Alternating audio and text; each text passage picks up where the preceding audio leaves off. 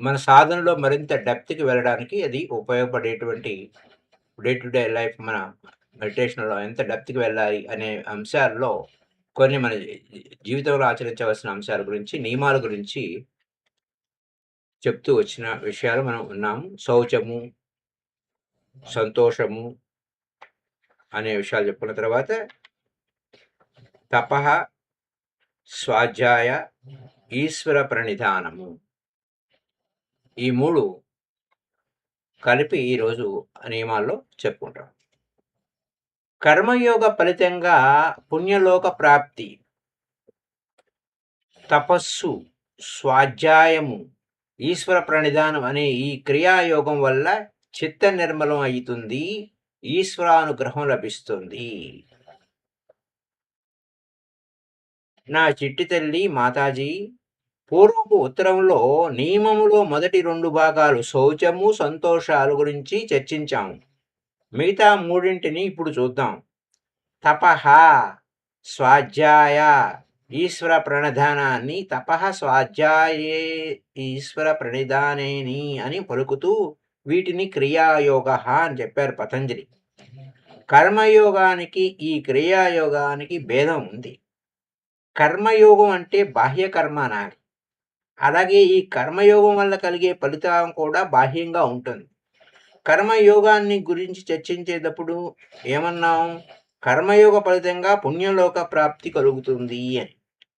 ఆ లోకాల్లో బాహ్య సుఖాలే కలుగుతాయి.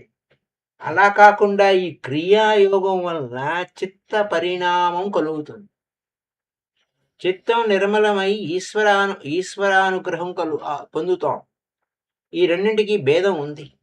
ప్రస్తుతం క్రియాయోగం అనబడే ఈ తపః, స్వాధ్యాయ, ఈశ్వర ప్రణిధానం అనే 3 అంశాలు ఏమిటో తెలుసుకుందాము. తపస్సు అంటే నిర్వచనాలు పెద్దలు చెప్పారు. తీవ్రంగా ఒక గ్రంథాన్ని చదవటం తపస్సు, ధ్యానం చేయటం తపస్సు, జపం చేయటం తపస్సు, నియమయుక్తంగా జీవనం చేయటం తపస్సు, బ్రహ్మచర్యం తపస్సు. ఇలా ఏ విషయాన్నైనా ముఖ్యంగా బుద్ధిని కేంద్రీకరింపచేసి అంటే ఏకాగ్రం చేసి ఒకే చోట నిలిపి చేస్తూ ఉంటే అది విషయం కొరకు తపస్సు. ఆ విషయం కొరకు తపస్సు అనే చెప్పాలి. సూక్ష్మంగా చెప్తాను. మనసును ఒక దానిపై నియమించి తపింపచేయడం తపస్సు. ఆ తపస్సు యొక్క కారణం కామ్యం కావచ్చు, లేక నిష్కామం కావచ్చు. అయినా అది తపస్సే. పూర్వం చూడు, హిరణ్యకశిపుడు, రావణాసురుడు, కుంభకర్ణుడు మొదలైన రాక్షసులు తపస్సు చేశారన్నారు. వారు ఉన్న చోట నుండి కదలక ఏకాగ్ర చిత్తంతో ఈశ్వరుని గురించి, బ్రహ్మదేవుని కొరకో తపస్సు చేశారు. ఎందుకు? చావు లేకుండడానికో, త్రిలోక రాజ్య ఆధిపత్యం కోసమో అన్నమాట. అది తపస్సే అన్నారు. అలాగే మృకండ మహర్షి తపస్సు చేశాడు. ఎందుకు? సంతానం కొరకు అన్నారు. అలాగే మార్కండేయుడు తపస్సు చేశాడు. ఎందుకు? చిరంజీవిగా ఉండటం కోసం. ధ్రువుడు తపస్సు చేశాడు. కారణం ఏమిటి? రాజ్యాధికారం కోసం. తండ్రి అంకతలం కోసం ధ్రువుడు అనమాట. ఇంకా అనేక మంది మహర్షులు తపస్సు చేశారు. కొందరు ఇంద్ర పదవి కోసం, కొందరు బ్రహ్మ పదవి కోసం చేశారు. ఉద్దేశం ఏదైనా హఠంతో దేహాన్ని కదలకుండా, లెక్క చేయకుండా, సృష్టింపజేస్తూ, శీతోష్ణ స్థితులను సరుకు చేయకుండా, ఆహార పానీయాలు మొదలైన వేటిని గురించి ఆలోచించకుండా, మనసును తన ఉద్దేశం మీద నిలిపి కదలకుండా చేసి ఆ సంకల్పం సిద్ధించే వరకు అలాగే ఉండటం తపస్సు అన్నారు పూర్వం. దీనికి అంతటికీ పర్యవసానం బుద్ధిని ఒకచోట ఏకాగ్రతం చేయడమే తపస్సు. బుద్ధిని ఏకాగ్రతం చేయడమే తపస్సు. ఈ తపస్సు అనే లక్షణం లేకపోతే ముందు రావలసిన లక్షణాలన్నీ వెనకబడిపోతాయి. బుద్ధిని కట్టివేయడానికి అవసరమైన పట్టుదల, హఠాన్ని తపస్సు అని కూడా అనవచ్చునేమో. ఇలా హఠంతో కూడా ఏకాగ్రతను తపస్సు అంటే ఇంకా బాగుంటుందేమో. ఇట్టి తపస్సు ఏ ఫలితాన్నైనా ఇవ్వడానికి కామధేనువు లాంటిది. ఇలా ఏకాగ్రత అయిన చిత్తం చాలా బలం కలిగింది. ఏ పనైనా సాధించి తీరుతుంది. అందుకనే ఈ క్రియాయుగం అనే పందాలో ఈ తపస్సును మొదట్లో పెట్టారు అని అనుభవజ్ఞులు. తర్వాత రెండవది తపః స్వాధ్యాయ అనగా తపః అంటే రెండవది స్వాధ్యాయం. దీనికి అర్థం వేదాధ్యయనం అంటారు. ముముక్షు అనేవాడు వేదాన్నంతా చదువుకొని అర్థాన్ని గ్రహించి ఉండాలి. వేదాన్నంతా చదవాలి అంటే మొదటనే చెప్పబడిన తపస్సు ఉండాలి. దాని మూలంగా ఈ స్వాధ్యాయం సాధ్యమవుతుంది.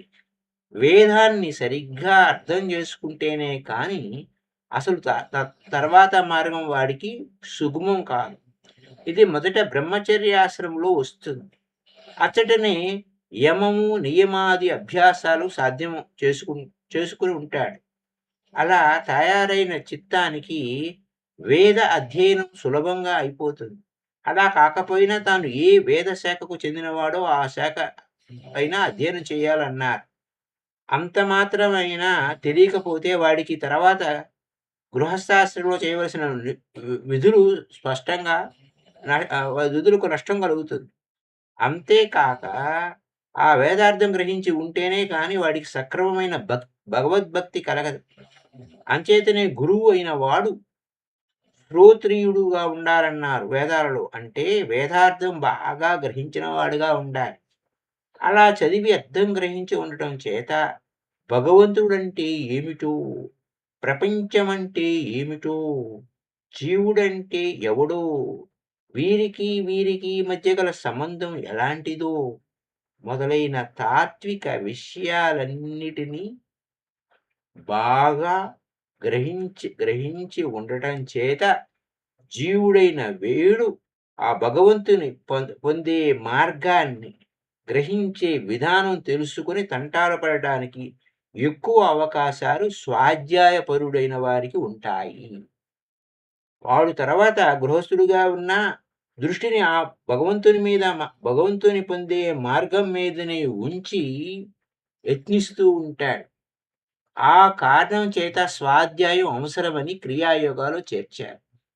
తప స్వాధ్యాయ. సరే, పూర్వకాలానికి అది బాగానే ఉంది.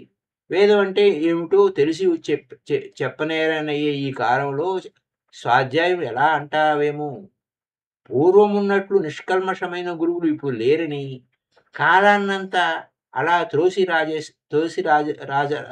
త్రోసిరాజనకూడదు.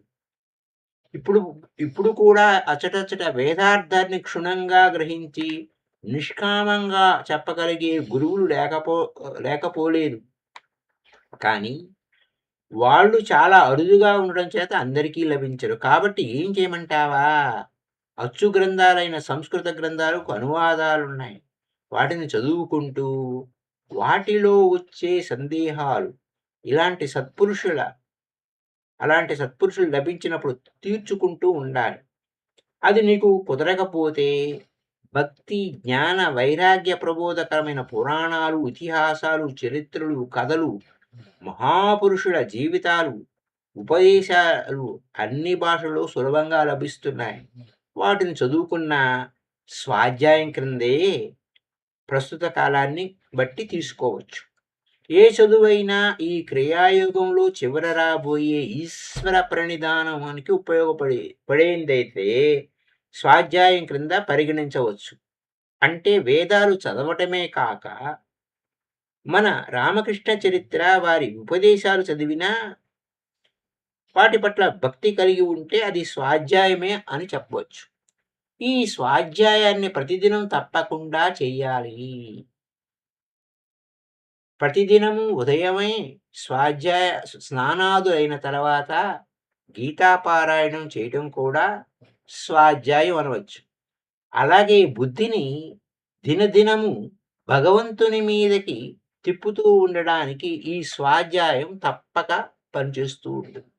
అలా చేయకపోయామా అంటే బుద్ధి అన్యదా పోయి లోకం పాలు కావడానికి చాలా అవకాశాలు ఉంటాయి. అంచేత స్వాధ్యాయాన్ని మరిచిపోకుండా నిత్యం చేస్తూ ఉండాలి. సరిగ్గా స్వాధ్యాయం చేస్తూ ఉంటే ఈశ్వర ప్రణిధానం సాధ్యం అవుతుంది. ఈశ్వర ప్రణిధానం అనేది క్రియాయోగంలో చివరి విషయం. ఈశ్వర ప్రణిధానం అంటే ఈశ్వరుడు సర్వవ్యాపకుడు అని గ్రహించేటప్పటికి వెంటనే ఆ భగవంతునిపై భక్తి కుదిరిపోతుంది. అలా భగవంతుని గొప్పదనం గ్రహించి అతని పైన చిత్తాన్ని లగ్నం చేయడానికి భక్తి కలిగి యత్నించడం ఈశ్వర ప్రణిధానం అంటారు. ఈశ్వరుని విషయం భక్తి వివరాలు ముందు భక్తి యోగంలో ఇంకా వివరంగా చెప్తాను. కాబట్టి ప్రస్తుతం క్లుప్తంగా ముగిస్తున్నాను. ఈ ఈశ్వర జిజ్ఞాస వల్ల అంటే భక్తి వల్ల సమాధి స్థితి కలుగుతాయని పతంజలి మహర్షి వాగ్దానం. ఇలా నియమం అనే అంశం కూడా పూర్తి చేశాం. యమ నియమాలలో ఉండే రహస్యం ఒకటి ఉంది. గ్రహించావో లేదో? యమములో అంగాలేమిటి? అహింస, అహింస, సత్యము, ఆస్తేయము, బ్రహ్మచర్యము, అపరిగ్రహము. వీటిలో బాహ్య విషయాలతో సంబంధం లేనిది ఏది కూడా లేదు. అంటే యమం అనగా బాహ్య ప్రపంచానికి నీకు ఉండే సంబంధం, వ్యవహారం అని తేలుతుంది. ప్రపంచంలో నీకుండే సంబంధాలు నిర్మలంగా ఉంచుకోవటం యమం అవుతుంది. నీ బహిస్మృతిని, బాహ్య వృత్తి అంటే ప్రపంచం మీద పోయే బుద్ధిని నిరోధించుకుని నిర్మలంగా ఉంచుకోవడం యమం అంటారు. సంయమనం అని కూడా అనవచ్చు. నియమం అంటే నియమించడం అవుతుంది. ఆ నియమించడం అంతరంగంగా అని నియమంలో రహస్యం. అందుకని శౌచ, సంతోష, తపః, స్వాధ్యాయ, ఈశ్వర ప్రణిధానేన ఇది క్రియాయోగ అన్నారు కదా. ఎక్కువగా అంతరాన్నే సూచిస్తాయి. అంచేత బుద్ధి యొక్క బాహ్య నిరోధం యమమని, అంతర్నిరోధం నియమమని సులభంగా తెలుస్తుంది. తర్వాత రాబోయే అష్టాంగ యోగాలన్నింటికీ ఈ యమనియమాలే మూలాధారం. ఇవి లేకుండా ఆసన, ప్రాణాయామ, సమాధి పర్యంతం గలవన్నీ కేవలం గారడీ విద్యలైపోతాయి. అందుకనే సర్వజ్ఞుడైన పతంజలి ఋషి, కుశాగ్ర బుద్ధి అయిన పతంజలి మహర్షి యమ నియమాలని మొదట్లో ఉంచి, ఒరే అబ్బాయిల్లారా, అమ్మాయిల్లారా, మొదట వీటిని సాధించండి. ఇవి స్వాధీనం అయిన తర్వాత పైవాటికి పొండి అని గట్టిగా చెప్పినట్లున్నాడు. వీటిని ద్వారపాలకులుగా ముందుకు ఉంచాడు. ఇది రహస్యం. ఈ అంతరార్థం గ్రహించుకోలేని పెద్దలంతా పొరపాటు పడి ఈ మొదటి రెండింటిని అంటే యోగ సిద్ధికి, అష్టాంగ మార్గ సిద్ధికి మూలమైన యమనియమాలను వాటి దశ అంతర్భాగాలతో కూడి పాటించక ఆసనం దగ్గర నుండి ప్రారంభించి చెడిపోతున్నారు. వారు చేరడమే కాకుండా అనేక మందిని చేరుస్తున్నారు. అంచేత తమ్ముడు, నీవు ఈ రహస్యాన్ని బాగా గ్రహించి ప్రవర్తించాలి. ఇది సాధ్యం కానిది పై తరగతి అని అసలే సాధ్యం కావు. ఇవి సాధ్యం కానిది పై తరగతివేవీని అసలే సాధ్యం కావు. ఒకవేళ అయినట్లు కనిపించినా అవి తాలుగుంజలే కాని గట్టి గింజలు కావని నమ్ము. యమనియమాలనే సాధన నిష్ఫలం అని గట్టిగా అంటే యమ నియమాలు లేని సాధన నిష్ఫలం అని గట్టిగా నమ్ము తల్లి. అందరూ పడే పొరపాటు నువ్వు కూడా పడకుండా ఉంటావని నమ్ముతూ ఈ విషయాన్ని నీకు క్షుణ్ణంగా గ్రహింపజేసి యమ నియమాలలో నీకు ప్రజ్ఞను, పూర్తి అనుభవాన్ని మన శ్రీ శారదా రామకృష్ణులు వారు ప్రసాదిస్తారు గాక అని విశ్వసిస్తూ ఈ ఉత్తరాన్ని విరమిస్తున్నాను అని అనుభవానంద స్వామి గ్రహించారు. నెక్స్ట్ ఎపిసోడ్లో మై డియర్ ఫ్రెండ్స్ ఆసనం గురించి చెప్తారు. దాని గురించి మనం ఆసనాలు 2 రకాలు, ఆరోగ్యానికి, నాడీ పటుత్వానికి ఉపయోగించే యోగాసనాలు, తపస్సు, ధ్యాన సమాధులకు ఉపయోగించే ఆసనాలు, ధ్యాన స్థితులు అనే దాని మీద మనం చెప్పుకుంటాం రేపటి episode. So thank you my dear friends. Happy day to you all. Bye bye.